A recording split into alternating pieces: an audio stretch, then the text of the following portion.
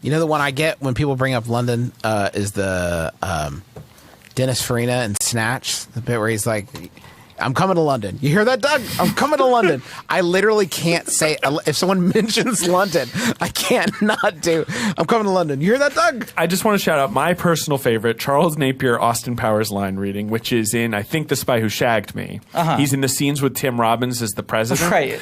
And there's the thing where Tim Robbins is like, what if we nuke the moon? And he says, like, are you suggesting we blow up the moon, sir? That's the line. And he's like, would you miss it? Would you miss it?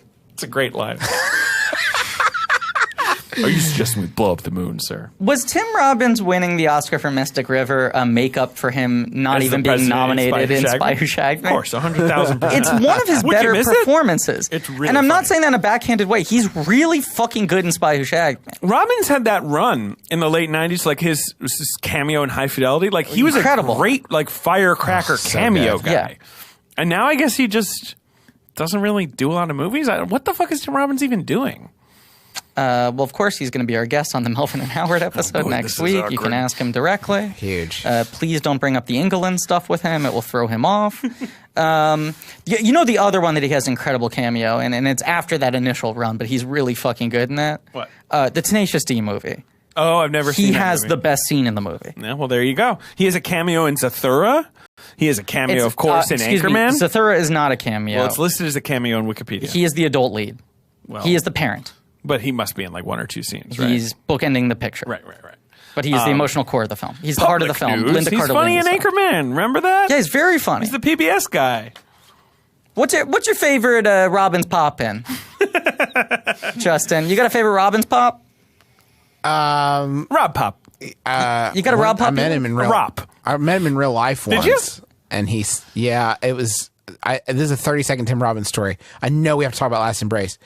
It was after Hamilton. I saw Timbo there, And you said Timbo and gave him a big hug. I said right? Timbo. We both just seen Hamilton for the first time. It was my second, it's Tim first, and I was talking about how the teens were obsessed with Hamilton in much the same way that my generation was obsessed with Rent. I said, but they're getting the better end of the deal because they walk away from this with a functional knowledge of the American Revolution. Right. And Tim Robbins said, Justin, your generation got something just as important from Rent. I said, what's that, Tim? He said, empathy. And it was the most fucking Tim Robbins. I was waiting for like a joke. And I couldn't fathom that it was Tim Robbins not doing a Tim Robbins SNL impression or something. It was amazing. Can I tell my 30-second Tim Robbins story? Everybody's got one. My first real acting job I got, not counting The Buried Secret of M. Night Shyamalan because I was cut out of it, was a pilot that Tim Robbins directed. Oh, right. For Showtime. Yeah. That our friend Matt Patches was a PA on. Mm-hmm. It's the Gravity guy, right? That guy? Different show. Oh, different show. Okay. Different show. Take it back. This was a Tim Robbins pilot called Possible Side Effects that was about, it was like a Succession, but with the pharma industry. Great. Where it was a family, like an old money power family. Sounds like a real barn burner. It was Ellen Burstyn. Love her. Try Silence. Josh Lucas, Tim Blake Nelson. This is the one that she insisted she wasn't in. Correct. She told me she was not in this. Okay. She said, you have me mistaken with someone else. Could it have been Ellen Barkin? Is that I'm 100% certain it was Ellen Wasn't it Barker? No, absolutely not. She wasn't off the leash? I just want to remember 3 projects I was in with her. She does not remember the first 2, despite, I think, winning an Emmy for the second. Anyway. She's lousy with Emmys. This pilot never went. It never aired, but I was not cut out of it. And I played the young stoner boy in it. Sure. I was invited over to his place for rehearsals. And I got outside. Is this like in Manhattan? In Manhattan. Yeah. I will not divulge the exact location, although I don't think he owns this place anymore. Sure. But I got to the buzzer board, right? It's 123 Tim Robbins Avenue, just FYI. I got to the buzzer board outside this building, and one of the names on the board was T. Dobbins. Okay. And I went, well, very famous people don't want their name being publicly visible on a buzzer board. So I assume that this is the world's worst cover name. Right. He has literally just changed one letter. That'll fool him. So I sent a text to be like, I just want to double check. Right. the correct. Dobbins, it's right. apartment 8 T Dobbins, right? Right. And the response was, no, it's apartment 9 Jack Malarkey or whatever. He just happens to live next to a T. Dobbins. Whose first name is Tim.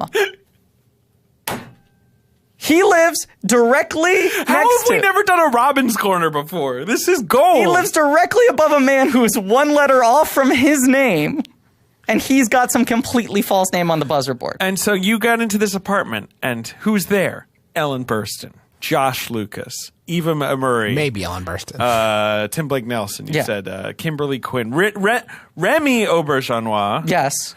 I feel there's some really big ones. Sarita Chowdhury. I was about to say that was the name I was trying to pull. I feel like there's another. Jason Butler Hartner. Sure. It was a really stacked cast. Everyone was like, "This thing is solid cast. so Betty going." Gilpin. Betty Gilpin. Young Betty Gilpin. All my friends were like, "You are a TV star now because you play the stoner, best Right. friend of the young son." I was a stoner who played the theremin. Oh, sure. Okay. And that came Excuse about me? because Robbins was like, "Do you play any instruments?" And I was like, "No." And he was like, "Really nothing?" And I was like, "Nothing." And he was like, "Fuck, we're gonna have to come up with something for you to fake." And I was like, "Haha, like the theremin."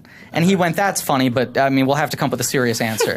And then I showed up on set, and there was a theremin. Sure. And they asked me to play it. Right. Don't you just sort of go like, That's what I thought. David I'm is waggling my hands around. waving his hands like a moron, and I thought, What? I thought I can just wave my hands like a moron, and unlike the guitar where No. people will know my finger placements. It's a real are wrong. instrument. Yeah, so it's one of the worst scenes that any actor has ever done, which is me pretending to be stoned, laughing at my theremin playing, and I am unconvincing at both things.